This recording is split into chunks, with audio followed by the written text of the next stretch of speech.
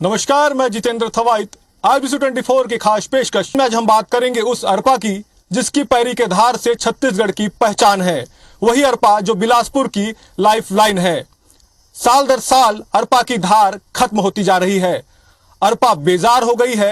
अरपा के अस्तित्व पर संकट मंडरा रहा है। इस बीच कई सरकारें आई गई, प्रोजेक्ट पर प्रोजेक्ट बने, लेकिन हासिल कुछ नहीं हुआ। आज जमीन पर अरपा सूखी, शोषित, बेजार नजर आ रही है।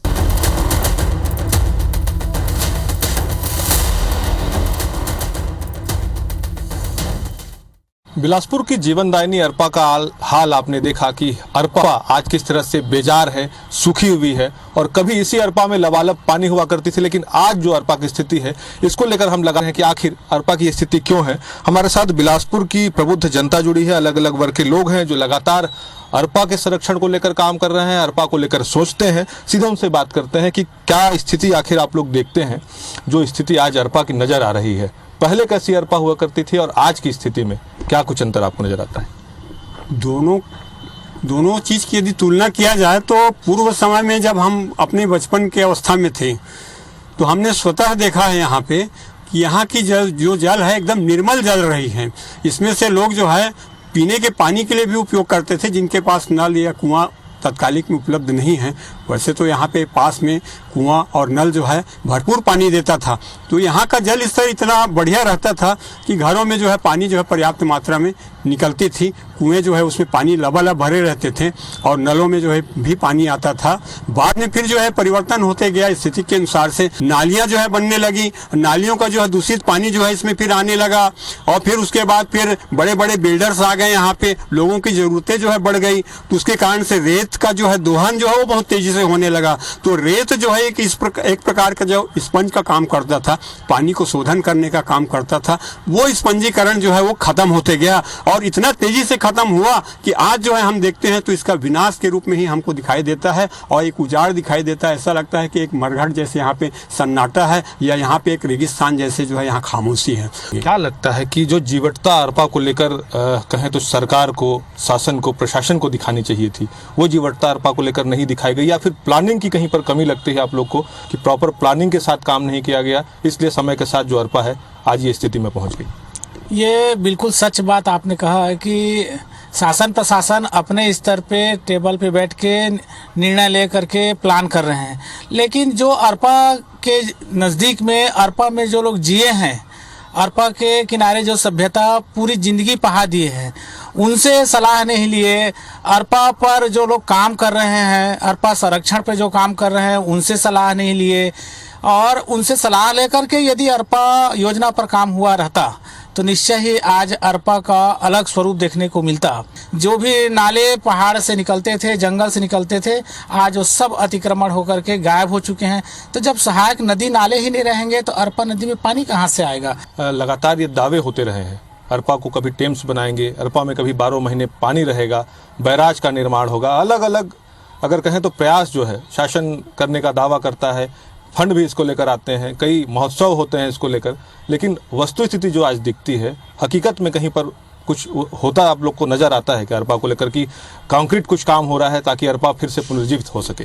योजनाएं तो बनी हैं और योजनाओं के क्रियान्वयन में जो देरी या लापरवाही या यानी निष्क्रियता दिख रही है, वही आज की स्थिति के लिए उत्तरदायी है।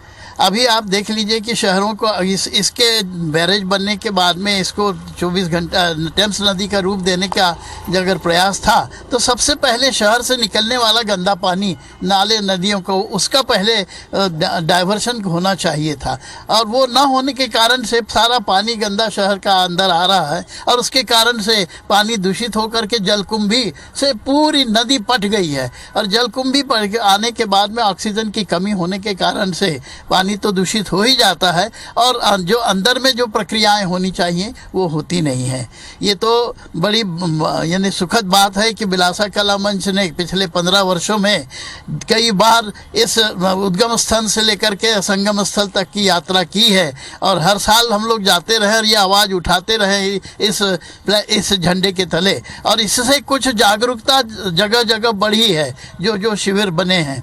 लेकिन अगर जहाँ उद्गम स्थल पे जाके देखिएगा तो अमरपुर में वहाँ पर तो पता ही नहीं लगता है आज के डेट में कि अरपा यहाँ से कभी निकली होगी।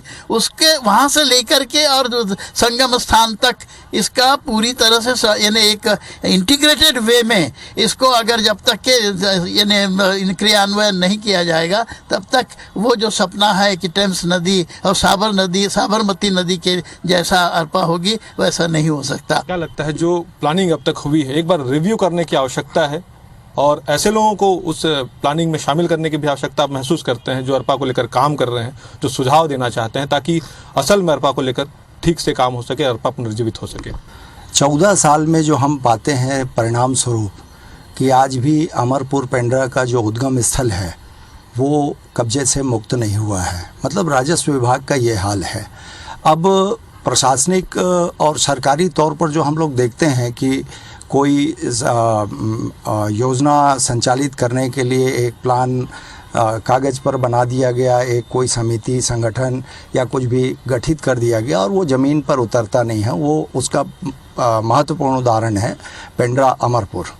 दूसरी बात यह है कि संगम स्थल तक अपन यात्रा करते हैं तो देखते हैं कि कहीं भी वनीकरण के नाम से या इसके संरक्षण के लिए जल संरक्षण के लिए कटाव रोकने के लिए अब तक के कोई ठोस कदम नहीं उठाया गया है।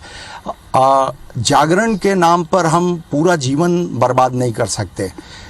शहरों में कुछ जगह पर अरपा किनारे प्लांटेशन हुए हैं, ज़मीन आवंटित किया गया है, ये महत्वपूर्ण है जैसे कोनी की ओर जाएंगे तो, मगर ये केवल जागरण का काम हो रहा है। वहाँ पर बड़े छोटे सब गए, फ़ोटो खिंचाए, आज 100 प्लांट लगा दिए, कल 200 प्लांट लगा दिए और पुरस्कार और सम्मान और ये दौर चल रहा है, मगर ज़मीनी स्तर पर कहीं पर नहीं हो रहा है। जहाँ तक बात है कि अरपा विकास प्राधिकरण के नाम से और नगर पर में जो हम विकास देख रहे हैं तो ये नदी के संरक्षण संवर्धन के लिए कार्यक्रम नहीं हो रहा है, ये स्मार्ट सिटी प्रोजेक्ट पर काम हो रहा है और शहर के सौंदर्यीकरण और शहर के नागरिकों को सुविधा देने के लिए इधर से उधर जाने के लिए कहीं पर बैराज, कहीं पर अप्रोच रोड वगैरह जो है, सड़कें, पुल पुलिया ये बन रही हैं।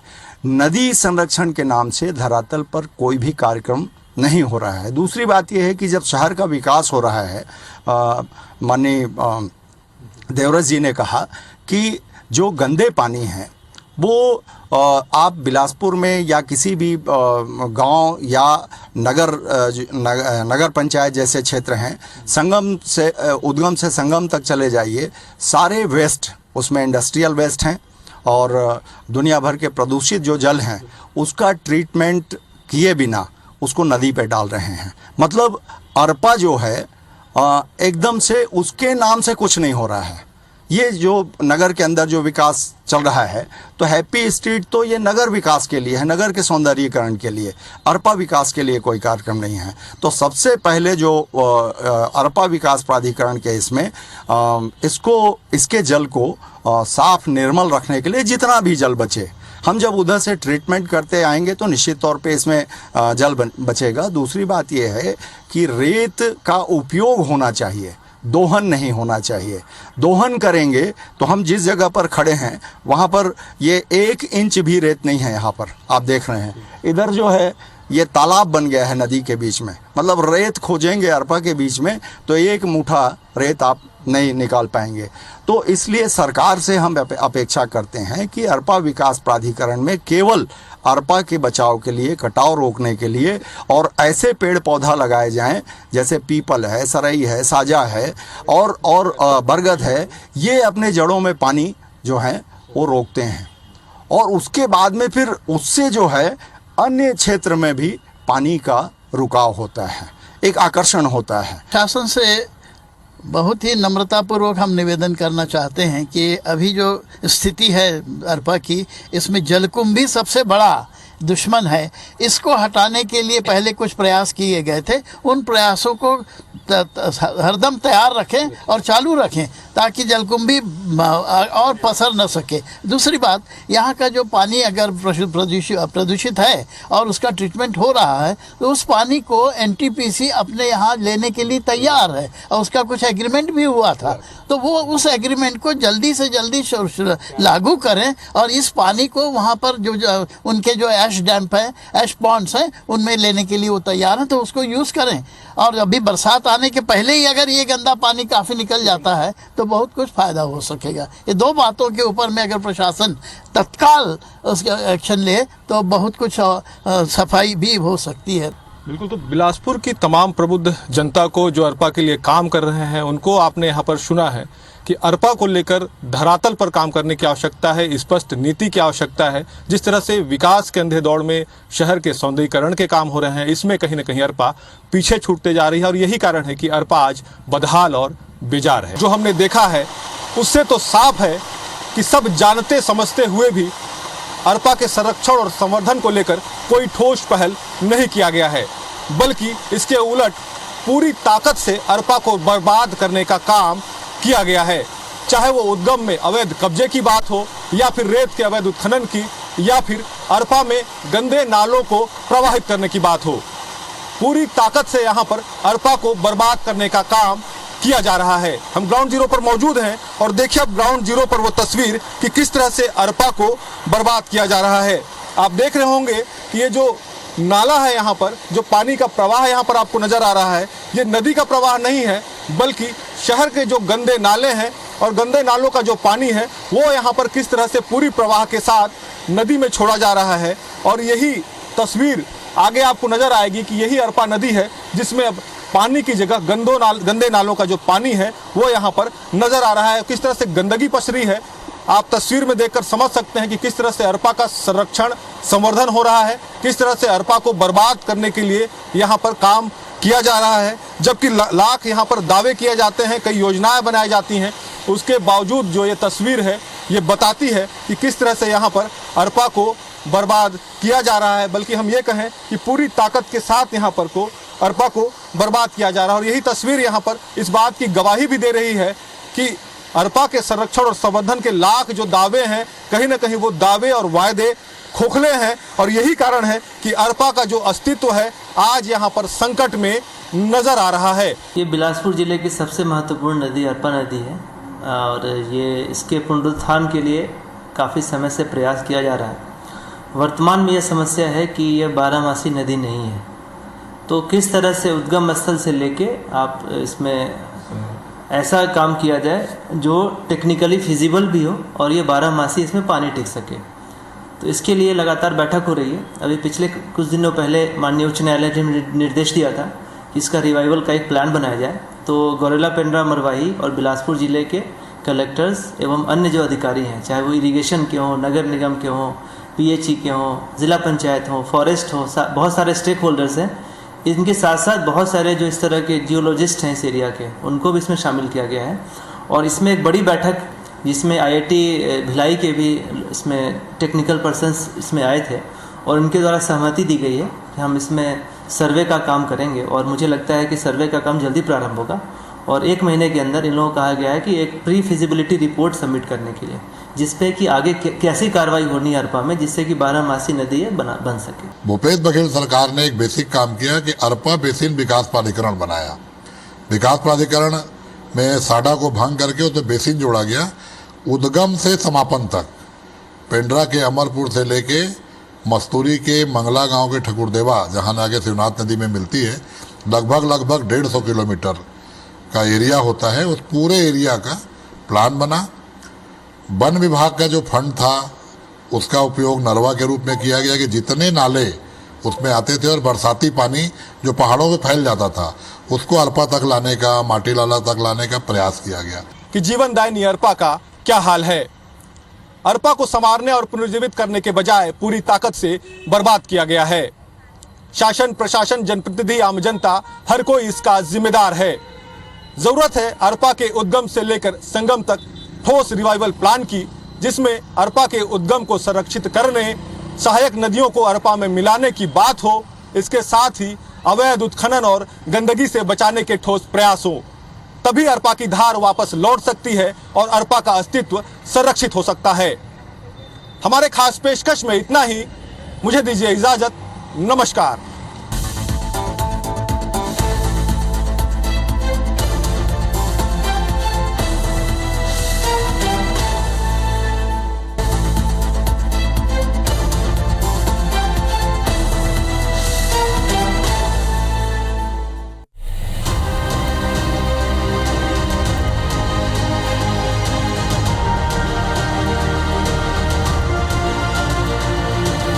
दुर्ग जिले की प्राणदायिनी शिवनाथ नदी, लाखों कंठों की प्यास बुझाने वाली शिवनाथ नदी। इस नदी में 1954 से शहर के लिए पेयजल लेना शुरू हुआ और धीरे धीरे शिवनाथ का रूप ही बदल गया। जी हाँ, मैं बात कर रही हूँ इस जीवनदायिनी नदी की, जो अभी तो आपको यहाँ पर लबालब दिख रही है, लेकिन आगे चलकर इसका रूप ही बदल जाता है।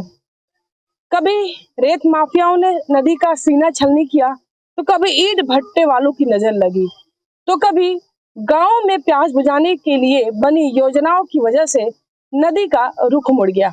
आज हम बता रहे हैं आपको कि आखिर ऐसी क्या मजबूरी है कि शिवनाथ के सीने को छलनी करने के लिए यहाँ पर चेन माउंटिंग से लेकर के माफियाओं की नजर खनन करने के लिए हमेशा लगी रहती है।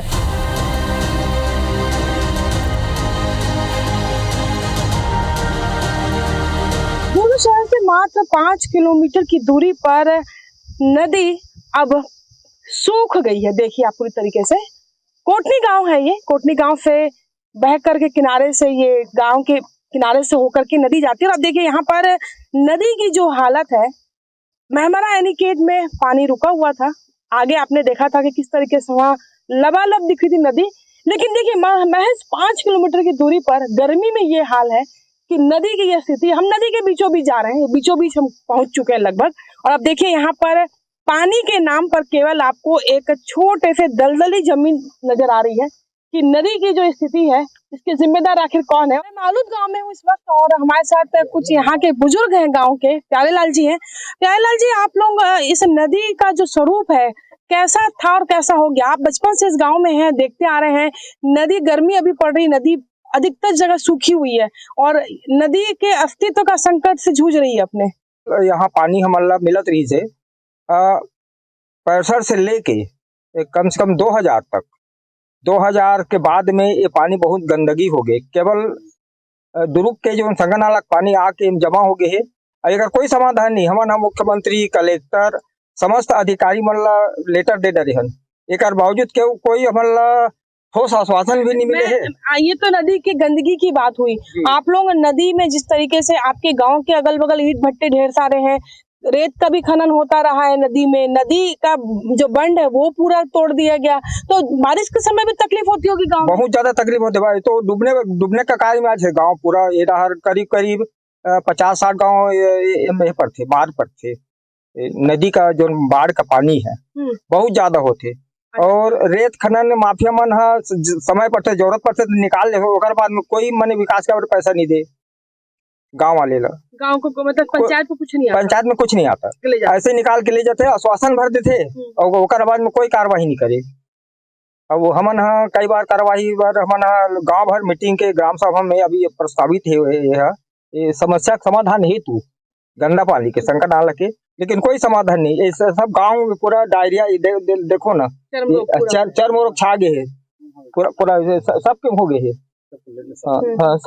सबके हो गए चर्म रोग है।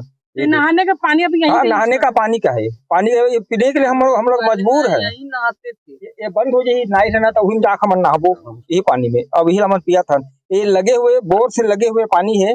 हमारे 14 वार्ड में एकदम पानी से जूझा थे ना भैया, तो ये 14 वार्ड में एकदम त्राई होगी। कलेक्टर आवेदन दे चुके हैं, हमारे पास रिसिप्ट भी है, लेकिन आज तक कोई मैंने कार्रवाई नहीं हुई। देखिए नदी किनारे रहकर प्यासे वाली स्थिति है, और यहाँ पर शिवनाथ नदी है, इतनी बड़ी नदी है, उसके बावजूद भी जो मालूद गांव के वार्ड के यहाँ पे लोग यहाँ पर पानी के लिए परेशान हैं, तरस रहे हैं।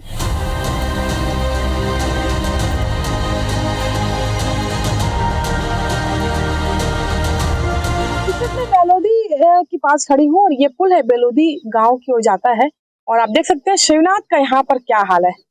नदी पूरी तरह सूख चुकी है, और इस वर्ष तो यहाँ पर रेत खनन के लिए लीज नहीं दी गई है नई सरकार बनने के बाद, लेकिन पिछले वर्ष जमकर यहाँ पर रेत खनन का काम किया गया, और रेत माफियाओं के साथ साथ में ईंट भट्टे वालों ने भी कोई कमी नहीं छोड़ी इस नदी को उसकी पहचान छीनने में। देखिए नदी का किनारा है और पूरी तरीके से पूरे ईंट भट्टे लगे हुए हैं, और लगातार आप देख सकते हैं कि जो नदी का बंध है पूरा खोदा हुआ है और इस तरीके से खुदाई की गई है, लेकिन जब बारिश के दिनों में बाढ़ की स्थिति बनती है तब ये पानी गांव में घुसता है और खेतों तक पहुंचता है।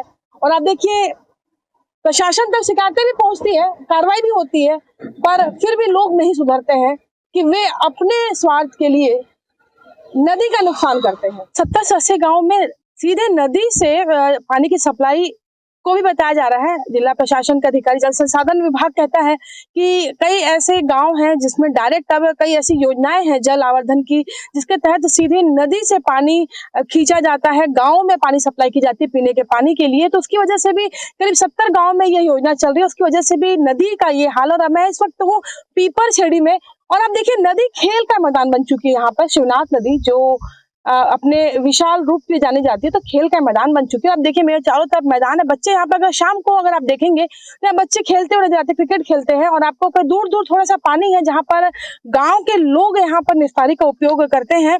और आपको बता दूं कि शिवनाथ नदी से दुर्ग और भिलाई निगम को भी पेयजल सप्लाई होता है। ये तो हम आपको एक हिस्सा दिखा, लेकिन एक बड़ा हिस्सा जो इसको प्रदूषण भी झेल रही नदी है, केवल अकेले ईंट भट्टा या रेत खनन या पेयजल की जो आपूर्ति उसकी वजह से भी नहीं, बल्कि प्रदूषण की वजह से भी नदी अपने अस्तित्व के संकट को झेल रही है। और सबसे बड़ा सवाल ये है कि इसके लिए आगे कौन आएगा। जिला प्रशासन, कई योजनाएं बनी, कई प्रोजेक्ट भी बने हैं, लेकिन सरकारें भी बदली हैं, आती जाती रही हैं सरकारें, पर कहीं कुछ शुरुआत हुई, कहीं काम अटका, कहीं कुछ हुआ, लेकिन कुल मिलाकर परिणाम जीरो रहा कि नदी को बचाने के लिए हम वो नहीं कर पाए जो हमें करना चाहिए था। और सबसे बड़ा सवाल है कि अगर हम ऐसे ही लापरवाह बने रहेंगे तो आने वाले कुछ सालों में दुर्ग भिलाई जैसा शहर और पूरा दुर्ग जिला गंभीर पेयजल संकट से जूझेगा। कोमल धनेसर, IBC 24 भिलाई।